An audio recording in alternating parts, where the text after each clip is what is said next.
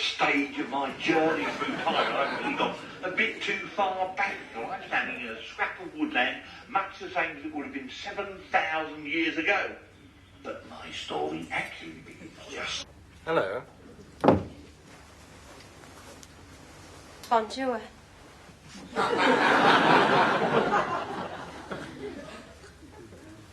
My name's Chantal. Mm-hmm. I'm your new French mistress. Yeah.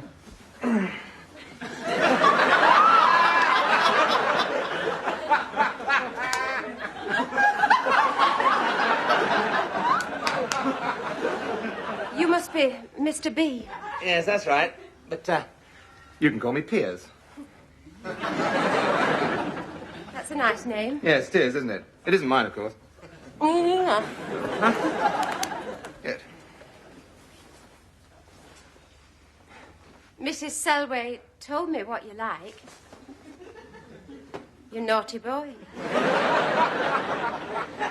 I find it helps me relax after a long day's sitting.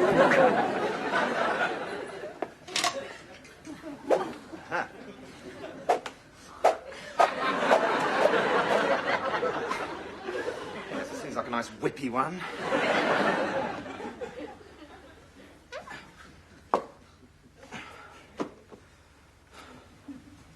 I told you what would happen if you failed your French oral again. What? It's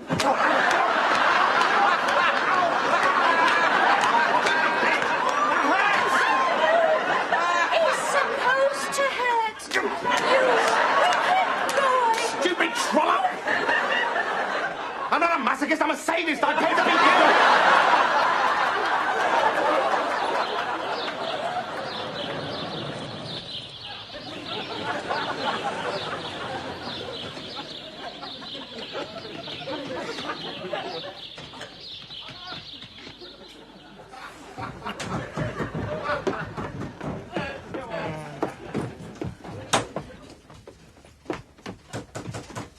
This one's got more stripes than you have, Sergeant. All right, pervert, downstairs. Now! I shouldn't be here at all. I'm from the good flute guy. There's just been a terrible mix-up at the office. What goddamn bore these interruptions are. Takes me long enough to get my engine warmed up to start with. It must be pretty clapped out if the bodywork's anything to go by. Dear, oh dear, oh dear. Cyril, I didn't know you were a member here, old boy. Oh, yes, the girls are so fragrant. I've been coming here for years.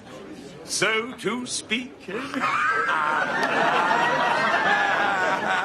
Congratulations, by the way, on your knighthood, old boy. Well, strictly between Freemasons. I knew I was onto a K, provided the jury found that randy little politician not guilty on the curb-crawling charge.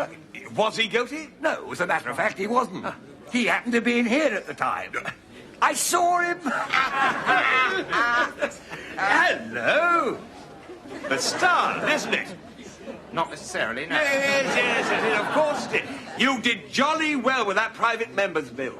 Arming the police. Oh, I'm most terribly sorry, gentlemen. Inspector Radford here is new, and apparently no one has explained our special relationship with the local force. If you are implying, madam, that there is some nod and wink deal in operation between my Nick and your bawdy house... Well, of course there is. It's been that way for years. You realise I could do you for that? I expect she'd probably give you a discount. All right, sleaze bags, names and addresses. The Right Honourable Sir Cyril Havisham Armstrong, Court of Appeal. Daisy, come here. This is Major General Ralph Munro MacDonald, KCMG, KCVO, DSO, Ministry of Defence. If you think I'm wasting ink writing down this crap... All right, let's have your real name. Of course. Piers Fletcher Dervish, MP, House of Commons. I'm warning you! No. Before you go any further, Inspector, let me show you this. My warrant card. Commander Stapleton, Vice Squad. That'll do nicely, sir. All right, lads, there seems to have been a bit of a cock-up here. Extraordinary facility you have for the telling phrase, Inspector. You just come with me, Inspector, and let's see what I can do for you. Thank you, madam.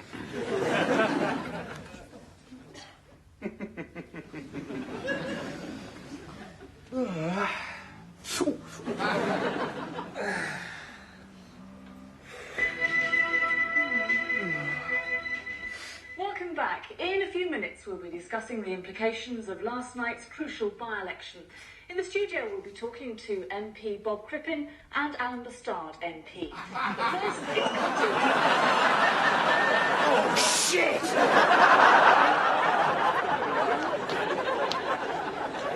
Taxi! Taxi!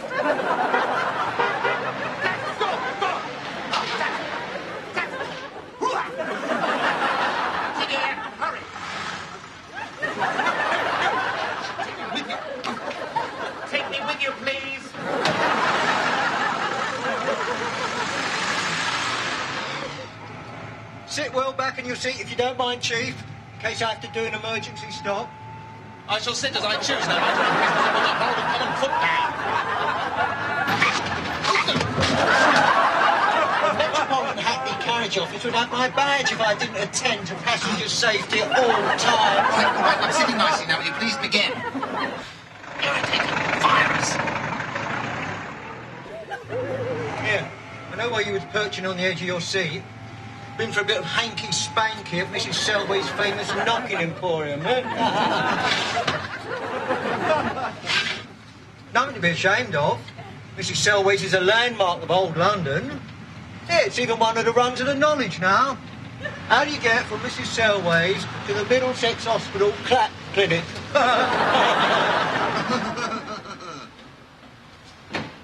Oi! I didn't expect a tip! What about my fare? And Mr. Porky's book of Big Bangers is now available in the shop, price £5.95.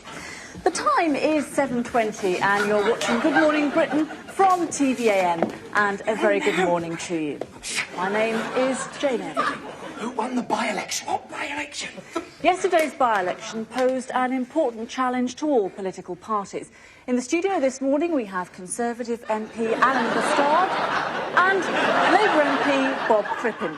Well, Mr. Bastard, all the pundits said that this by-election in a key Tory marginal would be an important hurdle for the government. Were you surprised by the result? No, not really, Jane, no. Were you surprised, Bob? Surprised? I was completely gobsmacked. It was a bolt out of the blue. Oh, yes, that's right. It was a bolt out of the blue, but a predictable bolt out of the blue. That's why I wasn't surprised. But to get down to specifics... Yes, Jane, but I really think that the British people are fed up after this long year of more politics. Why don't we get on to the real issues? I mean, how is Anne Diamond's lovely little baby? Hang on. We're here to discuss the by-election. It's not woman's hour. Unless, of course, you don't happen to know the result, bastard. I not know the result? That's outrageous. What was it, then? Oh, I see. Turned into a TV interviewer now, have we, Dr. Crippen? What was it? Well, I'm not going to be browbeaten into answering by some bald crypto-Stalinist. Right. You ask him, Jane. Go on, ask him. Well, I'm sure you must know the result, Mr. Bastard. Of course. Labour. Came second and we held the seat. I mean, it was a foregone conclusion, really. Actually, it was a surprise victory for the SDP. Oh, solid! Oh, that's right! Get me up early in the morning! Get me up early in the morning and ask me trick questions, why don't you? No, I Dennis Healy felt!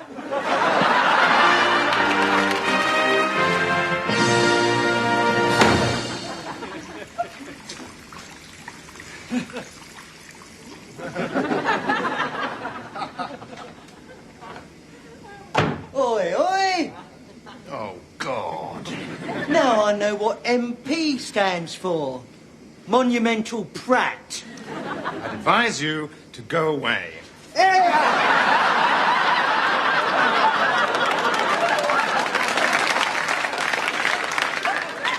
You are a nasty little... Heightist!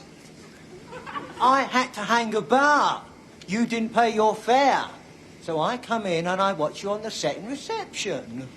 Worth £3.50 of anybody's money. So the ride's on me. Blimey, I almost feel sorry for you when she finds out about this morning. Shut up! Fancy not even knowing the result. I'd have told you if you'd asked me nicely. Ah, but you didn't want to listen to my common working class accent. Shut up, or I will hit you. Oh, yes, very brave. Hit a man of diminished stature, with a dicky heart to boot. Well, that just goes to show, doesn't it? Any old tosspot can become a Tory MP if he knows what palms to grease. Right.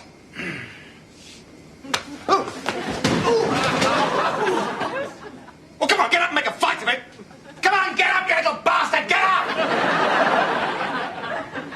Please.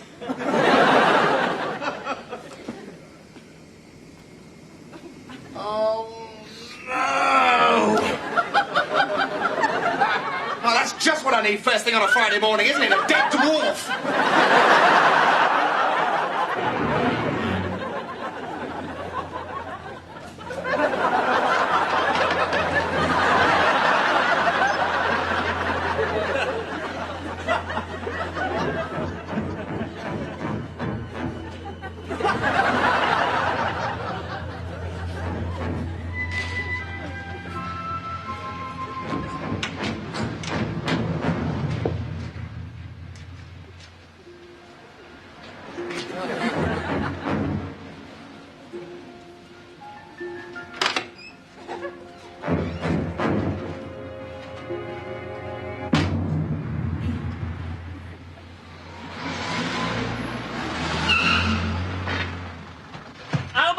Fred Hasco, pleased to meet you.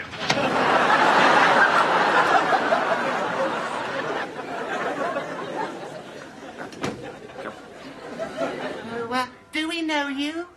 Oh, yes, it's Alan Thingy, isn't it? Spare me your pathetic attempts at wit, Piers. And where were you last night when we were voting on the bill to recriminalise prostitution? I was paired. Yes, with one of Mrs. Selway's girls, no doubt. You hypocrite. Yes. The chief gets very angry, you know, Alan. Yes, and everybody's talking about what an arse you made of yourself on breakfast television this morning. You've let the side down, Bastard. I'm disappointed in you. Do you really think I give an orangutangs for the opinion of a man with a plastic drainpipe where his colon should be? You'll be old one day, Bastard. Yes, I shall, but I shan't be bionic. There he goes, off to see his Harley Street plumber, no doubt. Piers.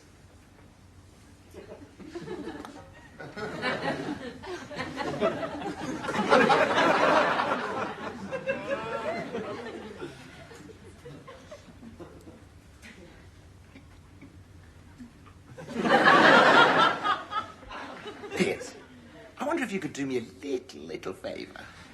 That depends. Well, I've got a taxi downstairs. And you want me to go and pay the driver as usual? No, don't try to anticipate me, Piers. You haven't got the wit. I just want you to drive the taxi out to the country, somewhere secluded, and, set fire to it.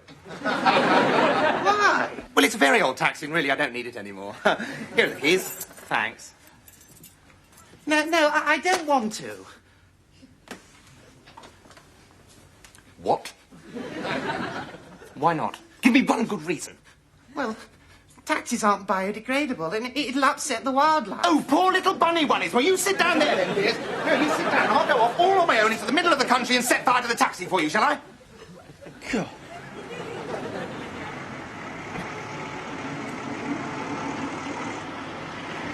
Oh, no.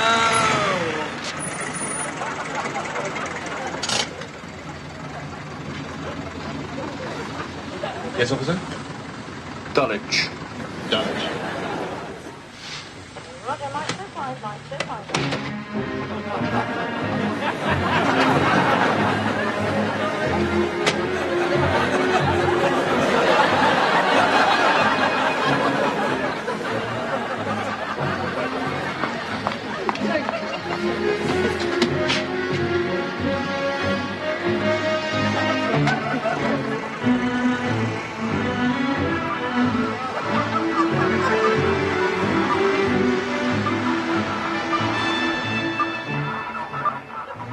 does Dennis react to the idea of you running for a fourth term? Goodness me, he's less than completely enamored. Threatening to vote monster raving lowlight. Mind you, many more Tory performances like Bastards this morning, and there may not be a fourth. Can you drive more carefully, please? Yes, what are we going to do about him, Chief? It was quite the worst television appearance since Michael Foot hung up his welding spectacles. And he failed to respond to a three-line whip last night. He seems to imagine that just because he's got the largest majority in the House, he's immune to discipline. Well, tomorrow I intend to haul him over the coals. Excuse me interrupting, but I saw him on the telly this morning and I thought he was knockout. Do you mind? I don't think the Prime Minister intended to include you in our conversation. Well, I am interested in hearing what the common man has to say. Well, you're in the right place then, aren't you, Governor? Because I don't get much more common than me. And let me tell you that all us common blokes reckon that Alan bastard is right rubber-dub-dub all up and down the apples and bananas, right down the old Kent Avenue. You know what I mean? Thank you for sharing your political insights with us. I mean, I've always been your Labour in the past, right? I mean, I've never been able to care much for them old-fashioned Tory, toffee-nosed MPs like Sir Stephen Baxter. But with ordinary blokes like Bastard coming through, well, you'll get my vote every time. And hundreds of other ignorant working-class cabbies like me feel exactly the same. Up and down the uppers and stairs, in and out, I drive my van. Up and down the uppers and stairs, I'm a cheeky cockney lad, I go in and out my house. Up and down the stairs, 1, 2, 3, 4, that's how many kids I've got. Driver, shut up! We've got more work than if we've taken a bus. Right, that's 77 quid, but to you, Duchess, nothing.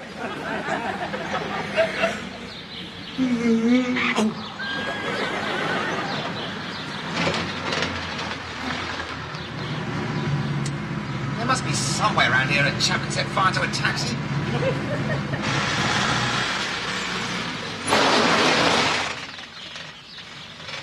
This'll do.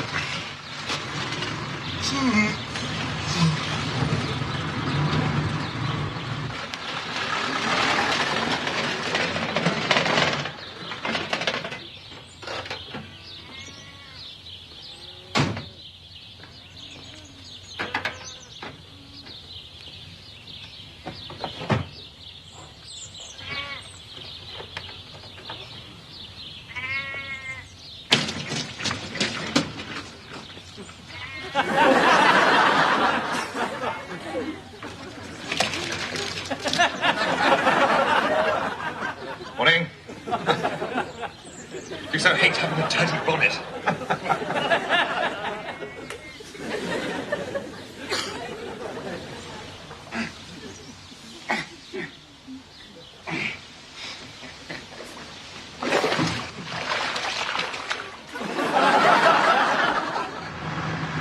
Stupid, overpopulated county.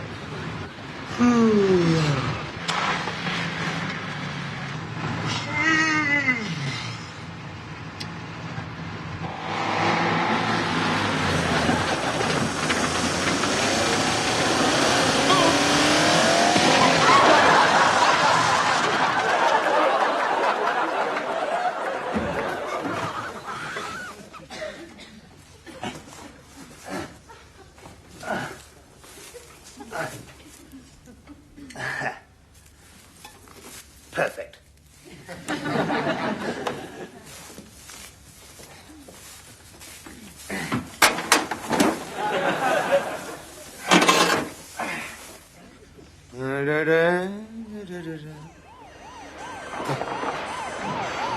What a bad time, too.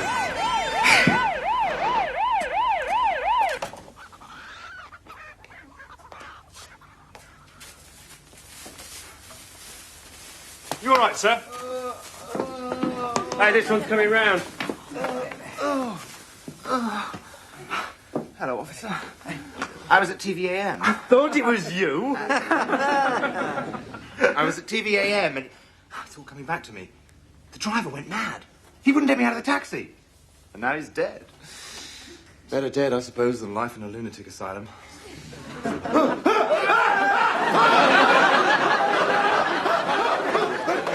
maniac! He tried to kill me! Calm down, Schulte.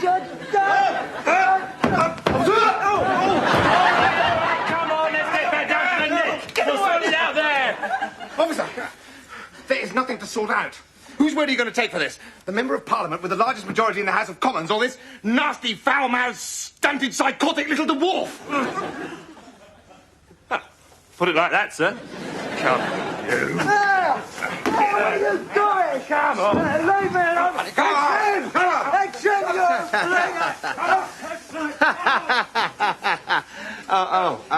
Now, sir, if you'd like to come with us, we'll take you to Basildon General. Get that wound dressed. You don't think I'm going to set foot inside an NHS hospital after 10 years of government cutbacks, do you? Take me to Harley Street.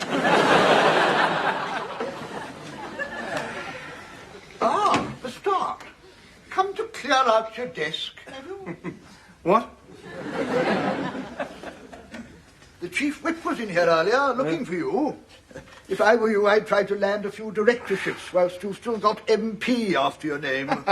I've got the largest majority in the House. What can he do to me? Oh, he could have you thrown out of the party. He could promote you and send you to Northern Ireland. Really? Oh, Chief Whip! Just the man! And perhaps you can give me some advice. I've just been left £20,000 by a distant relative, and fortunately, as I'm fabulously wealthy and I don't need the money, I've decided to donate it to your favourite charity. And being an anti-bureaucratic sort of a chap, I thought, well, why not cut out all the red tape? You know, just give it to the good old Chief Whip straight into his hand. Let him get on with it. Cut the crap, Bastard. I don't like you. I've never liked you. I don't wish to spend one moment longer in your company than is absolutely necessary. I think your behaviour over the last days has been execrable. And if it were up to me, you would become an unfortunate hiccup in the otherwise downward trend of the unemployment statistics. The Prime Minister, however, seems to rather like you. I suppose even the greatest post-war leader this country has known is entitled to one lapse of judgment. Margaret likes him. I'm afraid so. I do wish she wouldn't keep talking to taxi drivers. I don't know. I think it's quite a good idea. She keeps in touch with the man in the street. You know what I mean, Chief? Whip.